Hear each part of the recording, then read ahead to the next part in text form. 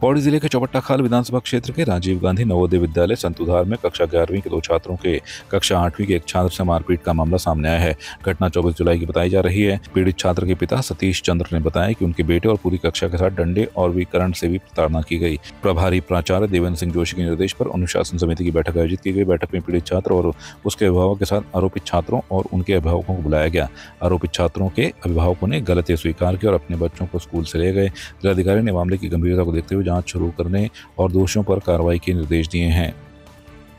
इस क्लास में पढ़ता तो उसको 7th क्लास के बच्चों ने मारा था, तो मैंने उनका नाम मैम को बोल दिया कि ये तुम्हारे भाई को मार रहे हैं। तो फिर मैम ने उन बच्चों को बोला होगा, फिर उन्होंने सीनियर्स को बताया और सीनियर्स ने तब मुझे मारा उसके चक्कर में कि तूने मैम को क्यों बताया। नहीं टीचर्स को नहीं बताया, सीधे घर पे बताया था, पेरेंट्स को बताया था। अब की बार क्या हुआ कि मैं अपने बेटे को छोड़ के चला गया था। मैं दिल्ली से आया हूँ स्पेशल, और मेरे बेटे को 24 तारीख को, पिछली 24 तारीख को रात को कुछ बच्चों ने बहुत बेहिसाब से मारा था। इतना मारा कि वो बेहोश हो गया था। उसके बाद बेहोश होने के बाद भी उसके सर पे लात और पैरों पे, पेट पे घूसा। इसके अलावा उस पर करंट लगाने का भी पूरा वो बनाया गया था। उस पर करंट लगाया, जब उसको छुड़ाने के चक्कर में फिर लात घूसे मारे गए। इसकी वजह से मैंने आज सारे पेरेंट्स को यहाँ पे बुलाया था। कुछ लोग काफ़ी दूर से बिलोंग करते हैं, तो समय के हिसाब से वो पहले ही निकल गए। तो यहाँ पे मैं, मेरे साथ में मेरे घर के मेरी वाइफ है, मेरा बेटा अभी मौजूद है यहाँ पे, और मेरे भाई, छोटे भाई साहब भी हैं। और जोशी जी को मैंने सब अभिभावकों के सामने एक लेटर लिख के दिया है। उसमें उन्होंने मेरे को अपनी तरफ से पूरी एक अपनी मतलब वो दी है, जिम्मेदारी ली है कि मैं इसके बाद तुम्हारे बच्चों पे किसी प्रकार से कोई अटैक नहीं होगा, तुम्हारे बच्चे अच्छे से पढ़ाई करेंगे। अगर इसके बाद कुछ भी बच्चों के साथ कोई एक्सीडेंटल कोई भी हादसा होता है तो इसमें जिम्मेदारी जोशी जी ने खुद ली है। इसमें जो मामला अभी आपने बताया वो हमारे संज्ञान में नहीं था, और उस दिन भी बच्चों से हमने जो बात करी वो किसी ने भी इस तरीके की कंप्लेंट नहीं दी है। लेकिन क्योंकि आपने अभी बताया तो इसके बारे में हम लोग एक विस्तृत जांच भी कराएंगे, और अगर जांच में कोई भी दोषी पाया जाता है तो उस पर कार्रवाई भी की जाएगी। ठीक है, जैसे ही आपने बताया कि इस तरीके की कंप्लेंट है, और मैंने भी पहले बताया कि अभी आप तुरंत ये संज्ञान में आया है, तो चाहे एक बच्चे के साथ हो चाहे 10 बच्चे के साथ हो, कार्रवाई हम लोग इस पे जांच भी करेंगे, और कार्रवाई स्ट्रिक्ट से स्ट्रिक्ट की जाएगी अगर ये कंप्लेंट सही पाई जाती है तो।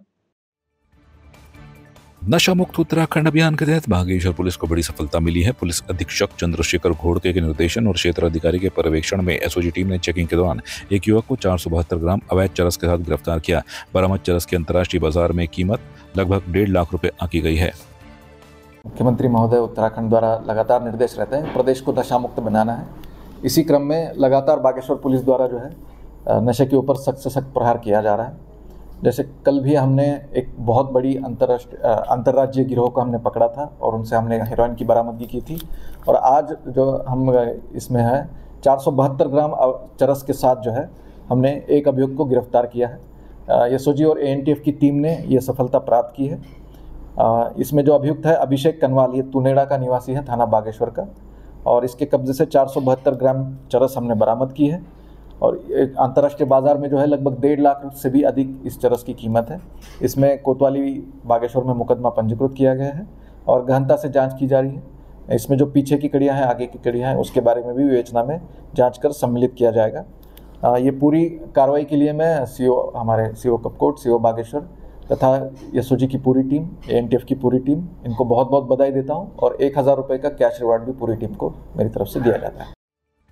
लालकुआं के बिंदु खतक क्षेत्र में सैकड़ों ग्रामीणों ने तहसील परिसर में धरना प्रदर्शन करते मुख्यमंत्री को संबंधित ज्ञापन रजिस्ट्रार कानूनगो के माध्यम से सौंपा। ग्रामीणों ने चेतावनी दी कि यदि राजस्व गांव की सूचना जारी करने, पंचायती राज का लाभ देने और मालिकाना अधिकारियों के लिए समय पर सर्वेक्षण की कार्यवाही नहीं हुई तो वे सड़कों पर उतरने को मजबूर होंगे और इसकी जिम्मेदारी शासन प्रशासन की होगी।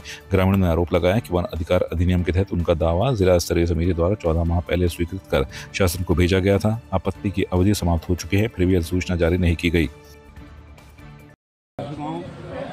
की पूर्ति करने के लिए जो अधिनियम 2006 के तहत हमने कार्रवाई की, अपना दावा पेश किया, उसमें कानूनी आधार पर अब हमारी तरफ से करना कुछ नहीं है और हमने सारी प्रतिपूर्तियाँ उसमें कर रखी हैं। जिला वन अधिकार समिति के द्वारा हमारा दावा पारित हो चुका है और अधिनियम ये कहता है कि जिला समिति का निर्णय अंतिम एवं बाध्यकारी होगा, तो उसके बाद तो उसकी अधिसूचना जारी करने की कार्रवाई होनी चाहिए थी। लेकिन दुखद यह है कि शासन की लापरवाही कहिए या कानून की सही जानकारी न होना कहिए या कोई और कहिए, उन्होंने वो पत्रौली हमारी वन सचिव को भेज दी जो कि नहीं जानी चाहिए थी कानून के हिसाब से।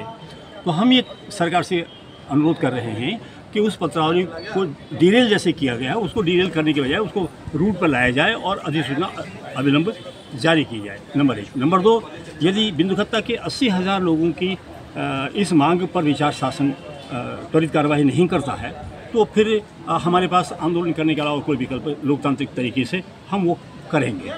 बताऊं, एक जनजाति मंत्रालय जिसने इस वन अधिकार अधिनियम को लागू किया, वहाँ भी यहाँ से कई पत्र भेजे गए, तो उन्होंने भी जनजाति मंत्रालय द्वारा भी उत्तराखंड शासन को पत्र भेजे कि भाई इनका जो दावा है वो बिल्कुल सही है और ये उसके पात्र हैं, आप इसमें कार्रवाई करें। उसके बावजूद भी अभी तक कार्रवाई नहीं हुई, इसलिए जनता में जो है रोष यहाँ पर व्याप्त है और उसी मद्देनजर एक ज्ञापन शासन को हमने भेजा है।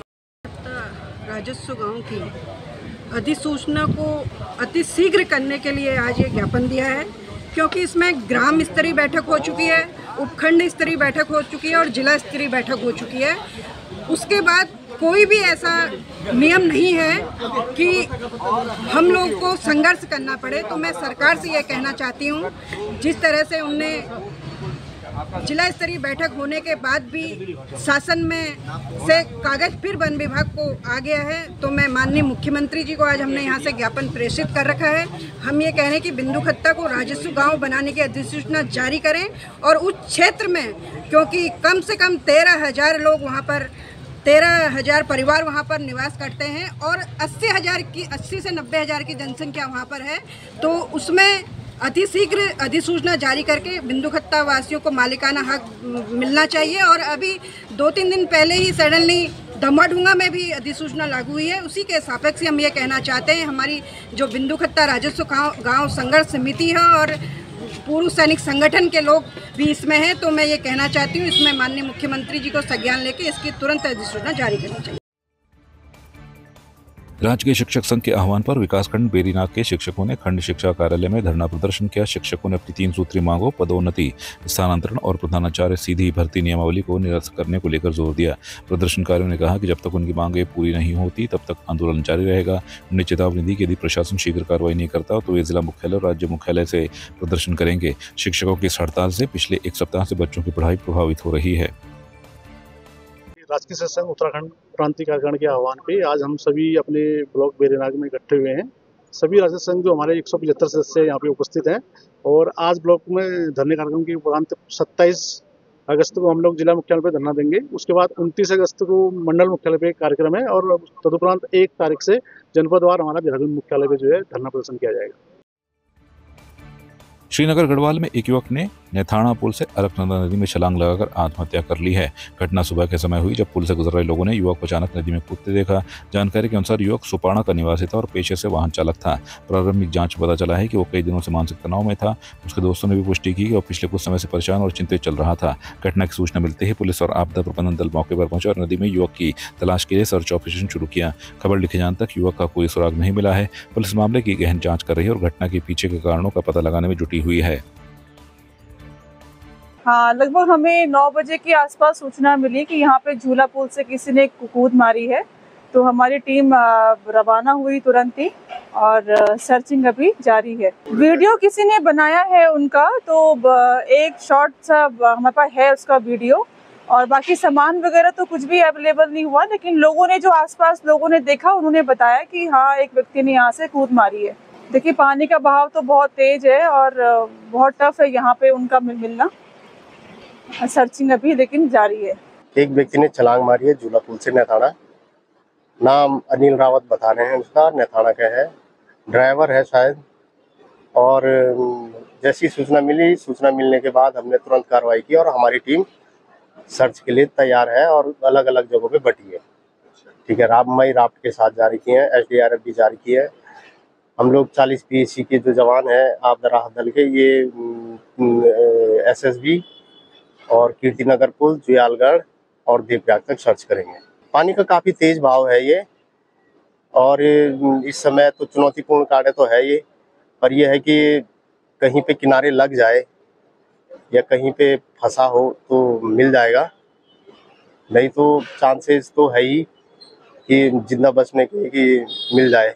आपकी इस पर क्या राय है, हमें कमेंट कर जरूर बताएं। इसके साथ ही आप हमारे YouTube चैनल को सब्सक्राइब कीजिए। आप हमें Facebook, Instagram, Twitter पर फॉलो भी कर सकते हैं और संवाद 365 के साथ एक क्लिक में जुड़ने के लिए डाउनलोड कीजिए संवाद